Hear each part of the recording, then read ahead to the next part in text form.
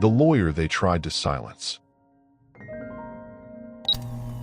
When Mandela arrived in Johannesburg, he wasn't a leader, a lawyer, or a legend.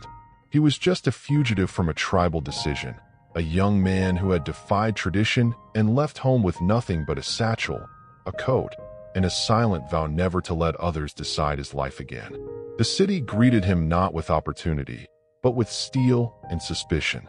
Its streets were loud with tram bells, street vendors, factory smoke, and political unrest. In Soweto and Alexandra, black families lived crammed into shacks.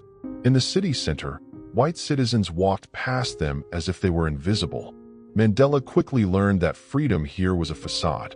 He found shelter in a boarding house owned by a woman named Ellen Kazwayo, where activists, artists, and dreamers came and went like whispers in the night. By day, he worked as a guard in a mine. By night, he studied. But Mandela wasn't made for silence. He wanted more. And that opportunity came when a family connection helped him secure a position as an articled clerk in the law firm of Witkin, Seidelsky, and Eidelman, a white Jewish firm that dared to hire a black man. It was unheard of, dangerous, but for Mandela, it was the crack in the wall he needed. The law office was unlike anything he had known. Leather-bound books, polished desks, and long corridors where power moved in whispers. He read case files that exposed how deeply the legal system was rigged against his people. Permits denied, homes demolished, families separated. Each document burned into his mind. He started asking questions, too many.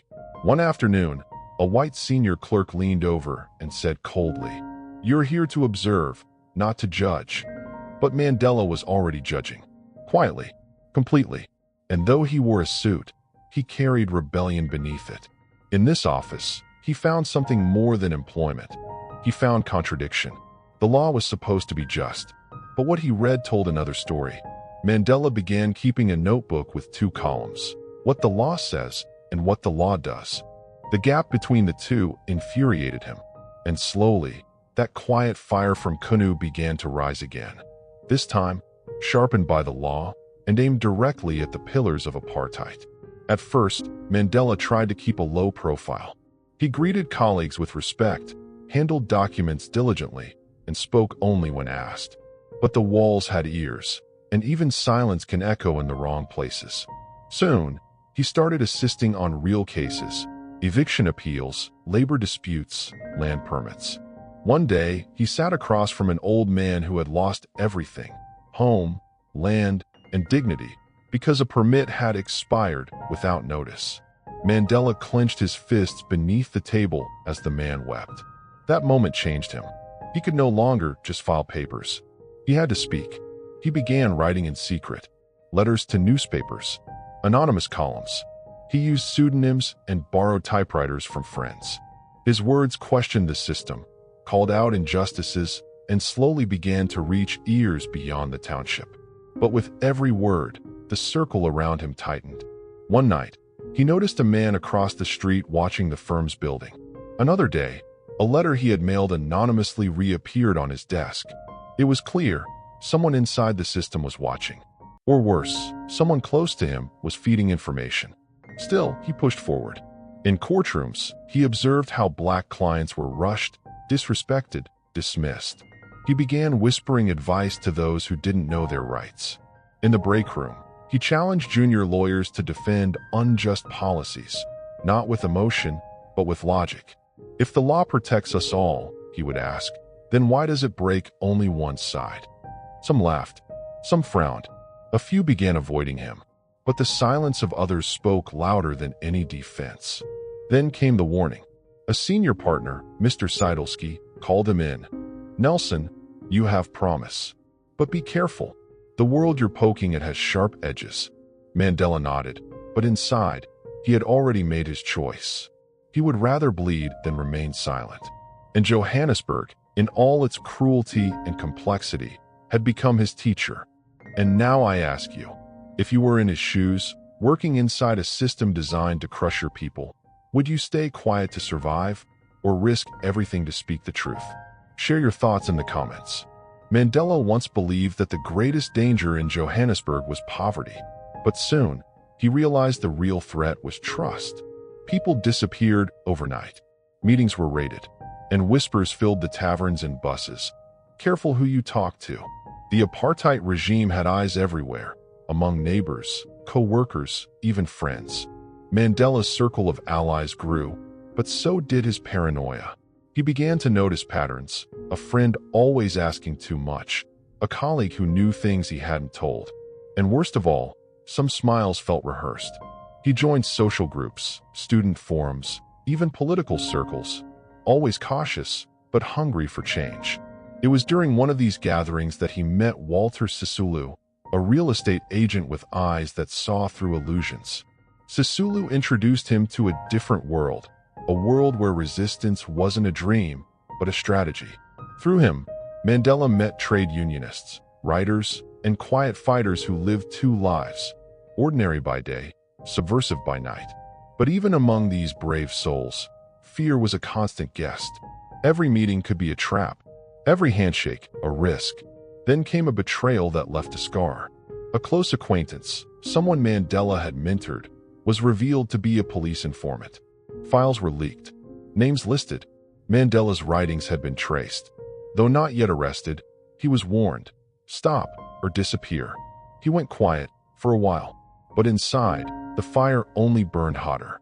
He moved meetings to different houses, burned letters after reading, spoke in codes, and in this constant dance with danger, he began to understand something crucial. Leadership wasn't about speeches. It was about endurance. The quiet strength to keep walking even when you know someone is watching.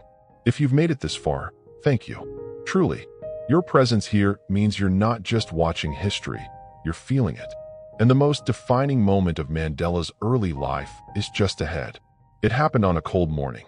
Mandela had been invited to speak at a gathering of workers who were protesting illegal evictions. He hesitated. Public speaking came with risk now. But when he saw the crowd, he couldn't hold back. He spoke not as a lawyer, but as a son of the soil, calling out the injustice with bold, unfiltered truth. The audience erupted, but within minutes, police trucks rolled in. They didn't arrest him, not yet. But two officers pulled him aside and whispered, "Next time, we won't ask nicely." That night, Mandela couldn't sleep. The fear wasn't just of prison, it was of silence. What if they succeeded in silencing him before his voice reached its full strength? The system didn't need to kill people. It only needed to scare them enough to vanish quietly. But Mandela was tired of vanishing. So, he made a decision. If they were going to come for him, he would make sure it was for something that mattered. Days later, he drafted a legal brief defending a group of workers who had been arrested. But instead of submitting it quietly, he sent it with a letter to the local press. His name was now public, his defiance documented. He had crossed a line, and he knew there was no turning back. Shortly after, Walter Sisulu introduced Mandela to members of the African National Congress, the ANC. They met in secret, in rooms lit by candles and plans. They weren't just angry, they were organized. And Mandela, with his legal mind and passion, was a perfect fit. But membership came with a price. There would be no neutrality, no safety. From the moment he accepted, he would become a target. Mandela didn't hesitate. His past had already been stripped from him. His love, his village, his comfort. All that remained was purpose. He joined, and everything changed. Now he wasn't just a man speaking out. He was a man building a movement. He helped organize boycotts, write manifestos, train young minds. He stopped hiding. And in doing so, he became more than a lawyer. He became a voice, a symbol, a problem for the system. And the system doesn't forget. This chapter in Mandela's life ended not with applause, but with a knock at the door. It was the beginning of a long war. But that is a story for another night. If this story spoke to you, leave a comment. What would you have done in his place? Would you have joined the fight or walked away to protect yourself? Your voice matters here. Subscribe to the channel to follow this powerful series, and don't miss the next episode. Robben Island, conspiracies inside and outside the prison.